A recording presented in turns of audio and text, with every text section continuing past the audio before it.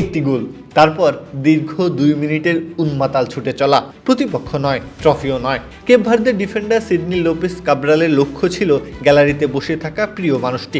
সেই মুহূর্তেই 2026 বিশ্বকাপ পেল সবচেয়ে আলোচিত প্রেমের গল্প। আর্জেন্টিনার বিপক্ষে অতিরিক্ত সময়ে 2-2 সমতার সুযোগ অসাধারণ গোল করেন কাব্রাল।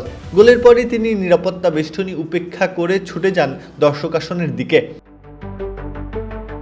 টেলিভিশন ক্যামেরা, ম্যাচ কর্মকর্তা, এমনকি নিরাপত্তারক্ষীর অনুরোধ উপেক্ষা করে তিনি খুঁজতে থাকেন নিজের প্রেমিকা জেলিদা ক্রুজকে।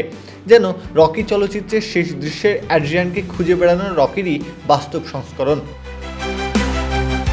অবশেষে জেলি এসে পৌঁছালে দুজনের আবেগঘন আলিঙ্গনে শেষ হয় প্রায় 2 মিনিটের সেই উদযাপন। বিশ্বকাপের মঞ্চে এমন দীর্ঘ ও ব্যতিক্রমী গোল উদযাপন মুহূর্তে ছড়িয়ে পড়ে সামাজিক যোগাযোগ মাধ্যমে। যদিও শেষ পর্যন্ত ম্যাচের ফল কেপ ভার্দের পক্ষে যায়নি, তবুও আলোচনার কেন্দ্রবিন্দু হয়ে ওঠেন কাব্রাল।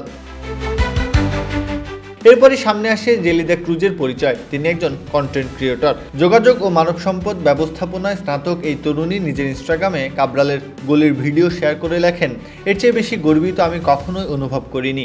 সে একটি পোস্টের পরই দ্রুত বাড়তে থাকে দুজনের সামাজিক যোগাযোগ মাধ্যমের অনুসারীর সংখ্যা। ম্যাচ শেষে কাব্রাল বলেন, আমি তখন কি করছি নিজেই বুঝতে পারছিলাম না। এমন টুর্নামেন্টে এমন গোল করব কখনো ভাবিনি। আমাদের আরও ভালো ফল প্রাপ্য ছিল। আফসোস থাকলেও 4 বছর পর আবার ফিরব।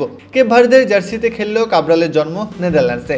আর সেই আবেগময় উদযাপনের পর সামাজিক যোগাযোগ মাধ্যমে অনেকেই তাকে নতুন এক নামে ডাকতে শুরু করেছেন, দ্য লাস্ট রোমান্টিক।